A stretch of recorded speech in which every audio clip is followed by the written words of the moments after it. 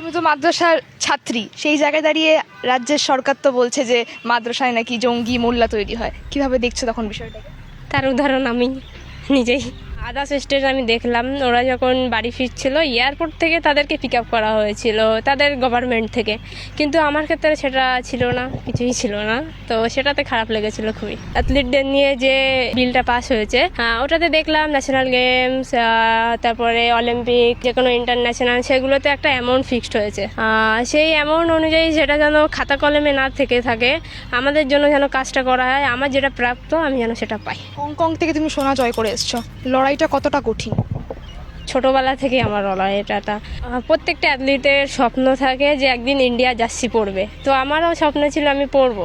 Even আমার 10-11 বছর আমার প্র্যাকটিস ক্যারিয়ারের পরে আমি গিয়ে সেই স্বপ্নটা পূরণ করেছি, তো খুবই খুশি। তোমরা ফ্রি টাইমে করতে কি ভালোবাসো, মানে তোমরা হবে কি খেলাধুলা ছাড়া? ফ্রি টাইমে পড়াশোনা একটু করি, আমি ইউনিভার্সিটিতে আছি। হ্যাঁ, খুব একটা না, মোটামুটি। ভবিষ্যতে লক্ষ্য তো অনেকেই, ন্যাশনাল গেমস করার ইচ্ছা আছে, অলিম্পিক যাওয়ার ইচ্ছা আছে লং টার্ম। আমার যদি আর্থিক সাহায্য যদি না থাকে, আমার বাবার যদি সামর্থ্য না থাকে, আমি চলবো কীভাবে? তো সেই ক্ষেত্রে সরকারের উচিত আমাকে সাহায্য করাই, বা আমার যেটা প্রাপ্ত সেটা আমাকে দেওয়া। তোমরা পছন্দের খাবার কি? আমার পছন্দ হয় বিরিয়ানি। এখনও ইভেন নিজেকে নিজেই আইডল মনে করি, যে আমাকে দেখে লোক ইন্সপায়ার হবে, আমাকে দেখে লোক শিখবে, জানবে আমাকে। দক্ষিণ 24 পরগনার ভাঙড়ের একটি সাধারণ পরিবারে বেড়ে ওঠে তহুরা খাতুন। হাই মাদ্রাসা থেকে পড়াশোনা করেছে তহুরা। ছোটবেলা থেকে খেলাধুলার প্রতি অদম্য আগ্রহ আর নিজের লক্ষ্যকে সামনে রেখে এগিয়ে চলা, আর এই দুই শক্তিকে কাজে লাগিয়েই এগিয়ে চলা জীবনের লক্ষ্যে। আর আজ তারই ফল অনূর্ধ্ব-20 এশিয়ান অ্যাথলেটিক্স চ্যাম্পিয়নে সোনা জিতে আসা। এই জয় শুধুমাত্র তার ভাঙরের নয়, এই জয় গোটা দেশের, কারণ ভারতের গর্ব হচ্ছে তহুরা খাতুনের মতো মেয়েরা।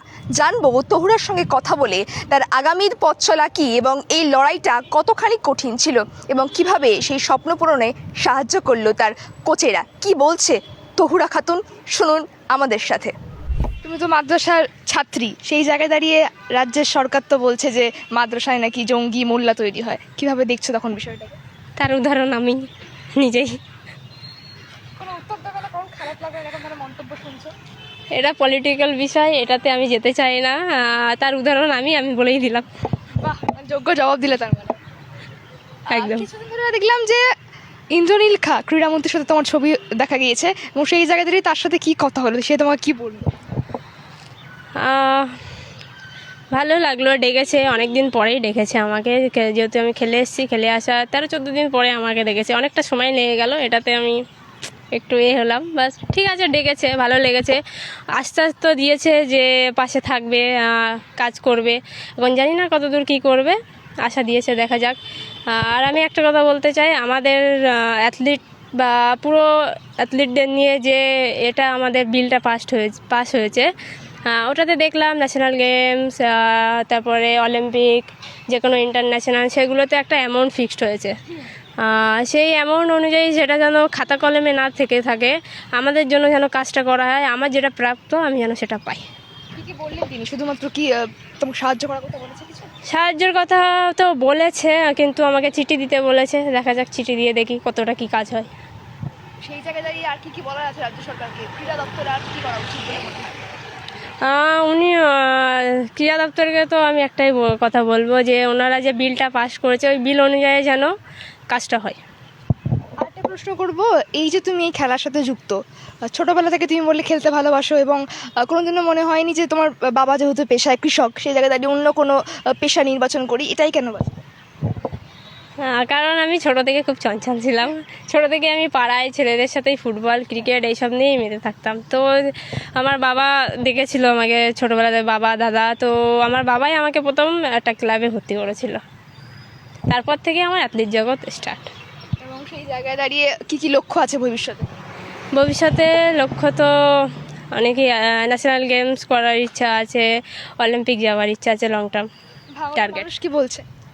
ভাঙড়ের মানুষ তো খুবই খুশি, দেখতেই পাচ্ছেন খবরে। এখন দেশের মানুষও খুশি তোমাকে? হ্যাঁ। একটা বিষয় বলবো, যে তুমি যখন এয়ারপোর্ট থেকে নেমেছিলে, তুমি একটা অনুশোচনা প্রকাশ করেছো যে আমার কাছে কেউ আসেনি, অন্যান্য স্টেটের কাছে এসেছিল, বিষয়টা কি একটু বলো?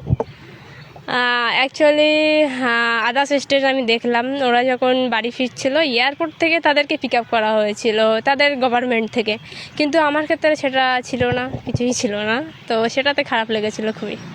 এবং দেখলাম যে ভাঙড়ে যখন তুমি গেছিলে তখন তো তোমাকে ফুলের মালা দিয়ে একেবারে নিয়ে আসা হয়েছিল, তখন কি মনে হয়েছিল? ভালো। আচ্ছা, এখন তো তোমাকে ক্রীড়ামন্ত্রী ডেকেছে, নিজে ডেকে ছবি তুলেছে তোমার সাথে, তোমাকে সংবর্ধনা দিয়েছে, তখন কি কোথাও গিয়ে অনুশোচনাটা দূর হয়ে গেছে না, যে না এয়ারপোর্টে যাইনি বলে এখানে তো দিয়েছে আমাকে, কোথাও কি মনে হয়েছে? অতটাও হয়নি, কারণ অনেক দিন পরে আমাকে ডেকেছে। আর আমি চাইবো এটা যেন ফটো ফ্রেমে না বন্দি হয়ে থাকে, আমার জন্য যেন কোনো কাজ করা হয়, আমাকে যেন সাহায্য করা হয়, আর্থিকভাবেও সাহায্য করা হয়, কারণ আদার্স স্টেটে ওরা নামার পরে ওদেরকে ডাকা হয়েছে, তাদেরকে সম্বর্ধনাও দেওয়া হয়েছে, ইভেন আর্থিক সাহায্য করা হয়েছে। তার এই ক্ষেত্রে আমাকে করা হয়নি, আর্থিক কোনো সাহায্য করা হয়নি, আমাকে শুধু অসম্মানিত করা হয়েছে। তো আমি চাইবো আমাকে সাহায্য করুক। হংকং থেকে তুমি সোনা জয় করে এসছো, লড়াইটা কতটা কঠিন?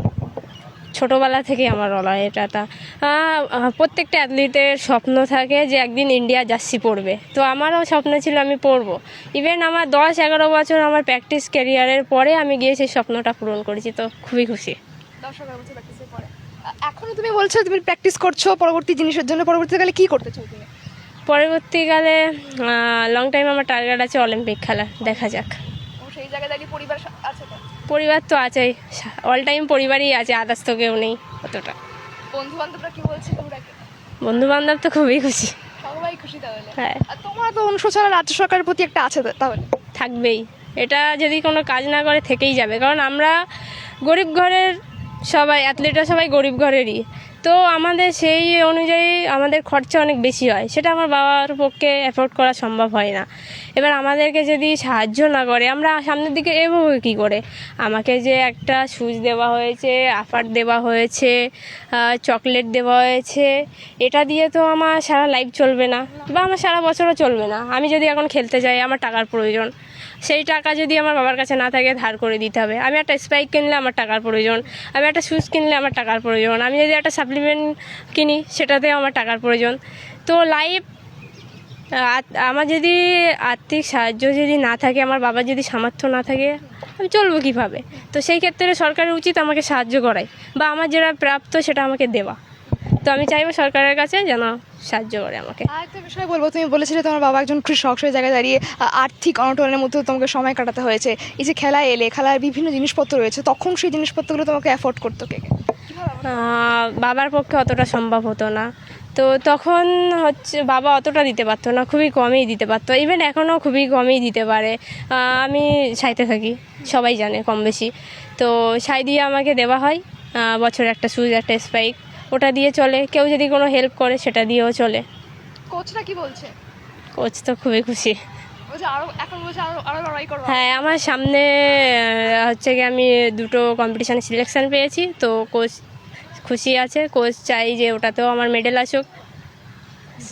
আরেকটা বিষয় বলবো, তোমরা এখন তো তুমি বললে যে তোমার রাজ্য সরকারের প্রতি একটা ক্ষোভ রয়েছে, অনুশোচনা রয়েছে, একটু অন্য বিষয়ে যাবো। তোমরা ফ্রি টাইমে করতে কি ভালোবাসো, মানে তোমরা হবে কি খেলাধুলা ছাড়া? ফ্রি টাইমে আমি তো ফ্রি টাইমে পড়াশোনা একটু করি, আমি ইউনিভার্সিটিতে আছি। হ্যাঁ, খুব একটা না, মোটামুটি। আমি যেহেতু ইউনিভার্সিটিতে বসছি, তো একটু পড়াশোনা করি। ফ্রি টাইমটা পড়াশোনা করো? পড়াশোনা আর মোবাইল চালাই, মোবাইলে কি দেখো? রিলস, ভিডিও, কোনো মোটিভেশন ভিডিও আমাদের খেলার কম্পিটিশনের। তোমার খেলাধুলার সময় তুমি যত বারবার নিজেকে বলো, নিজেকে মোটিভেট করো, যে কোনো একটা কথা বলে দাও, যে কোনো একটা লাইন বলে দাও, সকলকে ইন্সপায়ার করবে। সফলতা আসতে একটু লেট হবে, তো তোমাকে প্র্যাকটিস করতে হবে, রেগুলার রাখতে হবে, একদিন না একদিন ঠিক তুমি সফল হবেই। তোমরা পছন্দের খাবার কি? আর পছন্দ খাবার বিরিয়ানি। বিরিয়ানি খাবার এখানে খেতে দেয় বিরিয়ানি তোমাকে? হ্যাঁ, মাঝে মাঝে সানডেতে পাই আমরা। কোনো ডায়েট থাকে না এখানে? হ্যাঁ, ফুল টাইম ডায়েটই। ভালো লাগে এগুলো? হ্যাঁ, অভ্যাস হয়ে গেছে, বাইরের জিনিস এখন আর খুব একটা খাই না, অতটা ভালো লাগে না। তোমার পছন্দের ইন্সপিরেশনকে বা আইডলকে বলবো, যাকে দেখে তুমি এই প্রফেশনে এসছো? আমার তখন তো ছোট ছিলাম, তখন নিজেকে নিজেই আইডল মানতাম, এখনও ইভেন নিজেকে নিজেই আইডল মনে করি, যে আমাকে দেখে লোক ইন্সপায়ার হবে, আমাকে দেখে লোক শিখবে, জানবে আমাকে। মানে এটা তো সত্যি সত্যি পূরণ হচ্ছে না, তোমাকে দেখে এখন লোক ভাববে যে না, তো হুরার মতো আমরা হবো, তাই তো? হ্যাঁ, একদম বলতে পারে। হ্যাঁ। তোরা কোন রং পছন্দ? আমার ব্ল্যাক ভালো লাগে। আর যারা পরবর্তী প্রজন্মে এই পেশাকে বেছে নেবে বা অ্যাথলেটিক্স হবে বলে ভাবছে তাদেরকে কি বলতে চাও? ভালো, অ্যাথলেটিক্সে আসা ভালো, তোমার শরীরচর্চাও থাকবে, মাইন্ড ফ্রেশ থাকবে, তুমি ভালো জায়গায় যেতেও পারবে। ইভেন তুমি যদি ভালোভাবে প্র্যাকটিস করো ভালো জায়গায় পৌঁছাতে পারবে, লক্ষ্য যদি ভালো থাকে ভালো জায়গায় পৌঁছাতে পারবে। শেষ প্রশ্ন করব, আমরা তো মানুষ, আমাদের জীবনে দুঃখ আছে, কষ্ট আসে, তখন তুমি নিজেকে কিভাবে ঠিক করো? খেলাধুলার মাত্র তো থাকতে হয়, আমাদের দুঃখ কষ্ট আসে জীবনে, তখন নিজেকে কিভাবে ঠিক রাখো? হ্যাঁ, আপ ডাউন তো থাকেই, কিন্তু তখন একটাই ভাবি যে এখন ডাউন হচ্ছে, একটা সময় আসবে, আপ তো হবেই।